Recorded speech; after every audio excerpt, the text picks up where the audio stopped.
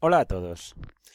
En esta Flipped Classroom vamos a hablar del sector primario en España y de sus paisajes agrarios. El sector primario ha pasado de ser el principal hace 100 años en la economía española al menor en cuanto a lo que aporta, ya sabéis, al Producto Interior Bruto o incluso a la población activa en la actualidad. Ahora mismo solo un 4% de nuestros trabajadores aproximadamente trabajan en el sector primario, poco más, y en cuanto a su aportación a la economía, medida en el Producto Interior Bruto, pues es parecida, en torno a un... no llega al 3% del PIB, un 2,5%. Así que es un sector muy pequeño en su aportación, sin embargo importante en cuanto a que de él dependen bastantes aspectos, sobre todo el secundario y también algo del terciario. Dependemos de la alimentación y en definitiva pues es necesario. España no tiene buenos factores naturales para el sector primario. No tenemos un país muy llano precisamente, nuestra altitud media es de más de 600 metros y tenemos en general una pendiente en muchas zonas demasiado grande para que los suelos sean buenos. El clima tampoco ayuda y menos como estáis viendo en los últimos meses. Es un clima mediterráneo mayoritariamente con precipitaciones escasas y sobre todo irregulares. La aridez en la mitad sur es grande y me temo que lo será más en el futuro y las temperaturas pueden llegar a ser extremas, sobre todo en verano, y también lo eran tradicionalmente en los inviernos del interior, aunque ahora, con el cambio climático, menos. Total, que los suelos no son en general muy fértiles, la mayoría son de calidad mediocre o peores, y el agua, y más últimamente, pues es bastante limitada. Como veis, malos factores naturales. En cuanto a los factores de tipo humano, que es de los que más os habla el libro en el punto 7, pues en general las parcelas en España están bastante desequilibradas en cuanto a su tamaño. Hay zonas donde claramente predomina el latifundio, la zona sur. El libro os da el dato de que el latifundio, siendo una minoría de las explotaciones, ocupa más de la mitad de la superficie agraria española y sin embargo fijaos que son solamente el 4,6% de los propietarios o explotaciones, ¿no?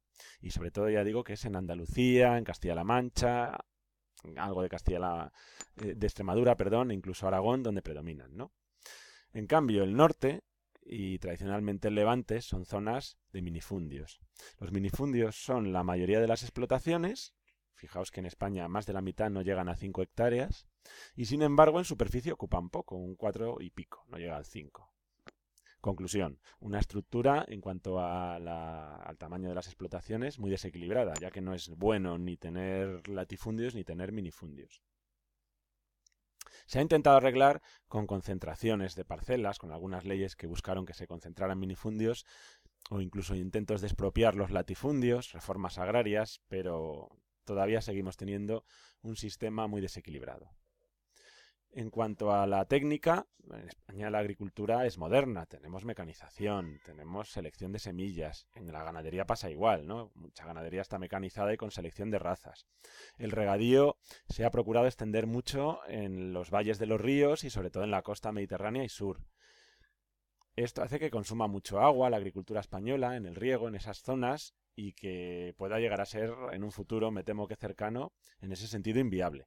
Empleamos muchos fertilizantes químicos, utilizamos pesticidas y todo eso ha hecho que la agricultura intensiva avance mucho en España y que crezcan los rendimientos. Así que estamos dentro de los paisajes agrarios modernos, sobre todo de estos que vimos, mediterráneos o incluso de cereal extensivo.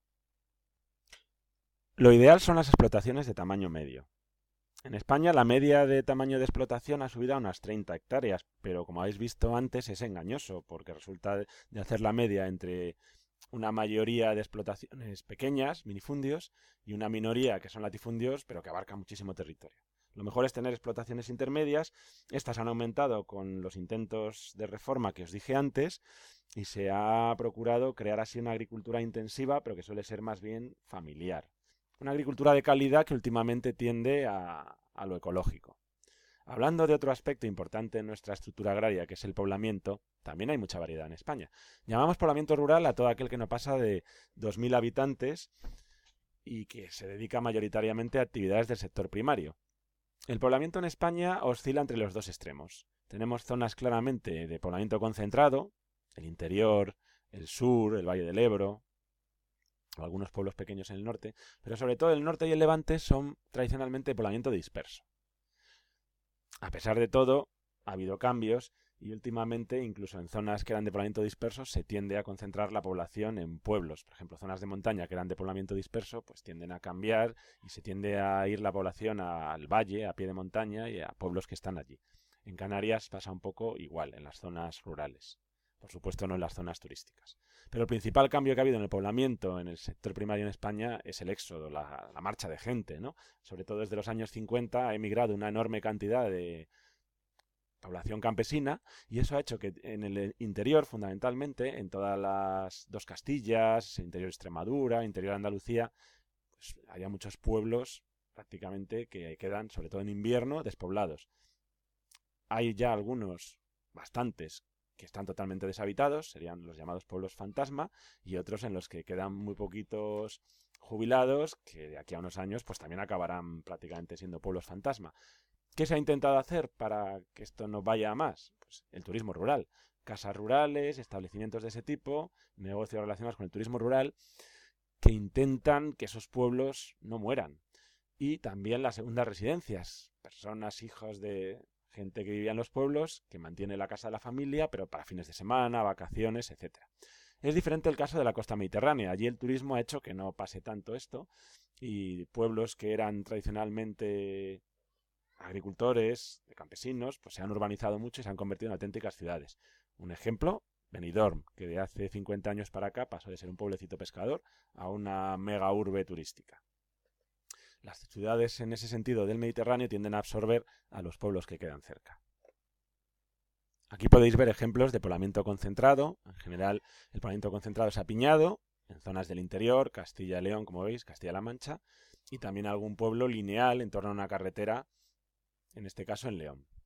Poblamiento disperso, dentro de que ya tiende a reducirse, como os decía, a desaparecer, pues veis el norte, ¿no? Cantabria, Galicia, aunque se tiende más a este poblamiento intermedio que veis aquí, de un pueblo de Orense, en el que hay una aldeíta con casas bastante cercanas unas a otras, y luego entre aldea y aldea hay casas dispersas. Esto también pasa en Levante, podéis ver en esta foto abajo, ¿no?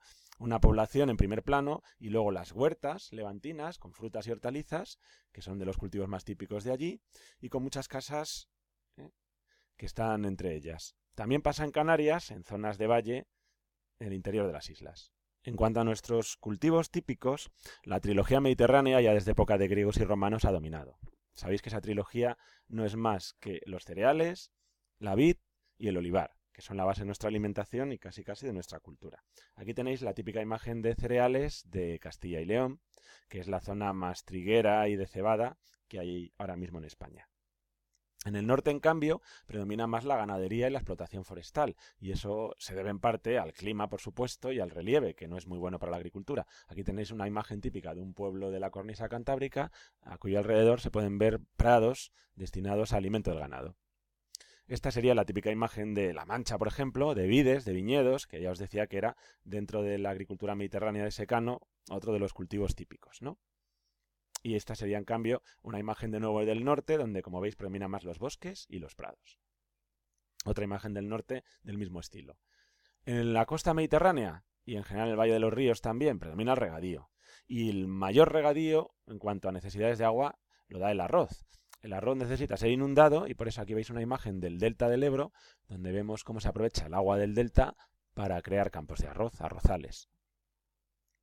Aunque no se vea muy bien, esta imagen es en cambio típica de las huertas mediterráneas, también vimos antes otra, donde lo que predominan son sobre todo frutas, naranjo, el limonero, el albaricoquero, etcétera, ¿no? Y hortalizas, de las que siempre destacan tomate, pepino y pimiento. Esta es otra imagen también de estas huertas levantinas, con lo mismo, ¿no? Con frutales, que como veis, para distinguirlos en las fotos, pues son arbolitos de pequeño tamaño y en hileras, ¿eh? Así que esto nunca confundirlo con un bosque. Y aquí los podéis ver en terrazas, en una zona cercana al mar, en el Mediterráneo, aprovechando con estas terrazas pues para hacer algo de agricultura en una zona casi de pie de montaña, ¿no? Muy poco a priori. Y Canarias igual, ¿no? En esta otra con las palmeras y el platanero, ¿no? Los plátanos que veis ahí.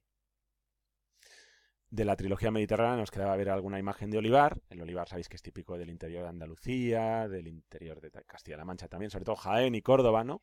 Y son inmensos, a veces latifundios de centenares o incluso miles de hectáreas dedicados a este árbol, que es extensivo, al igual que el trigo hemos dicho y que el viñedo. Así que tenemos en la agricultura mediterránea, por un lado, el secano extensivo de la trilogía que hemos dicho, y por otro el regadío intensivo de frutas y hortalizas, cuyo mejor ejemplo es el Levante. Toda esta variedad crea también diversos paisajes. Fundamentalmente en España debemos hablar de 5, como veis en el mapa, ¿no? El más extenso, el paisaje mediterráneo interior. Veis que abarca, pues eso, toda la meseta, Valle del Ebro, interior del Guadalquivir. Pero luego en las costas mediterráneas y el resto del Guadalquivir, buena parte del río, tenemos el regadío, que sería una España mediterránea, paisaje mediterráneo costero, diferente. En el norte, por el clima oceánico, tenemos una España más ganadera y forestal, lo que podemos llamar la España oceánica o España húmeda. Y en las zonas de montaña también hay ganadería y explotación forestal, pero bueno, con otras características, ¿no? En Canarias, por su propia idiosincrasia, por su propio clima y los suelos volcánicos, pues tiene que haber una agricultura de regadío subtropical donde el plátano es el producto estrella. Aquí os pongo las características del paisaje del norte, las zonas en las que se da, que predomina tradicionalmente el poblamiento disperso, las parcelas pequeñas, cerradas, el paisaje que llamamos de bocage y la ganadería por encima de la agricultura, una ganadería que es fundamentalmente de vacuno. La agricultura es de secano, ya que allí llueve o llovía suficientemente, y de policultivo, más cultivos de huerta, pero no de carácter intensivo con el Mediterráneo. Se tiende a especializar, y por ejemplo hay zonas especializadas en el viñedo, como el Valle del Miño, ¿no? Otras especializadas en prados, en Asturias, en Lugo, etcétera, ¿no? El vacuno es mayoritario, os decía, y sobre todo es la zona más de carne y de leche de España. Y también es la zona más forestal, y por eso tenemos mucha producción de madera y de papel, sobre todo por la repoblación que se hizo con pinos y eucaliptos, que bueno, que ya como os comenté hoy en clase, pues es una repoblación un poco errónea. Aquí veríais, vista aérea, con Google Maps, una típica imagen del norte, con estos minifundios irregulares, cerrados, y más bien de prados o forestales. En cuanto a la España del interior, os pongo aquí en este esquema las zonas, la España más despoblada hemos dicho, de pueblos fantasmas, poblamiento concentrado y en general más de agricultura de secano. Predomina la agricultura sobre la ganadería y sobre todo la trilogía mediterránea que hemos dicho. Un cultivo que en las últimas décadas se ha extendido mucho sustituyendo a esa trilogía, sobre todo al cereal, es el girasol, porque ha sido más rentable económicamente. Y en los valles del Duero, del Tajo, del Guadiana sí que hay regadío, una producción un poco más intensiva, pero no tan potente como la del Mediterráneo, como la de Levante. Ganadería y sobre todo en las montañas del interior, ¿no? Si es más en valles cercanos a las ciudades es de leche y si es en las montañas de carne. Y es la zona de ovejas, sobre todo, ¿no? Y en cuanto al oeste, en cuanto a la zona de Salamanca, Extremadura, pues ahí el cerdito de dehesa, con esos jamones tan ricos que nos dan en Extremadura o en Salamanca, pues es el producto estrella. Es también una zona muy de alcornoque y de producción de corcho. Pinos solamente hay en cantidades apreciables en Segovia, Soria, en algunas zonas de Castilla y León, que también dan explotación forestal. Aquí podéis ver imágenes de todos estos cultivos de la España interior, los viñedos, los cereales, los girasoles, el alcornoque con el corcho y una imagen sacada de Google Maps de estos latifundios de olivar. Podéis ver los olivos todos alineados y el suelo seco, ¿no?, de Jaén. La España más rica agrícolamente hablando sería el paisaje mediterráneo costero, que incluye Guadalquivir e Islas Baleares, donde os decía que el turismo lo ha transformado bastante, pero que predomina una agricultura de regadío, de hortalizas y frutas. Y en las zonas de Delta o la Albufera de Valencia, los arrozales. También las flores han sido un cultivo recientemente junto con también los invernaderos, donde se cultivan sobre todo, ya sabéis, tomates, fresas, ¿no? Más bien en Almería, Murcia, también en Huelva, al otro lado, ¿no?, del estrecho. Son cultivos muy rentables, pero en la zona más montañosa del interior de esta costa mediterránea podemos encontrar olivar, almendro y vid.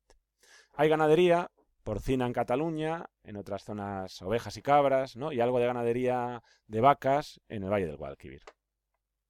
Aquí veis una imagen de Google Maps de estas típicas huertas pequeñitas y dedicadas a frutas y hortalizas del Mediterráneo. La España de montaña, como veis, tiende a estar muy poco poblada, a ser de minifundios y a vivir más de la ganadería y de la explotación forestal, aunque puede haber cultivos dependiendo de la zona, pues del mismo tipo que vemos más abajo en esas partes, olivos, almendros, etcétera, ¿no? Y Canarias, que ha perdido bastante población rural por el turismo, pues sobre todo monocultivo del plátano como principal y algo más tomates, patatas o incluso vides, pero en general cultivos modernos.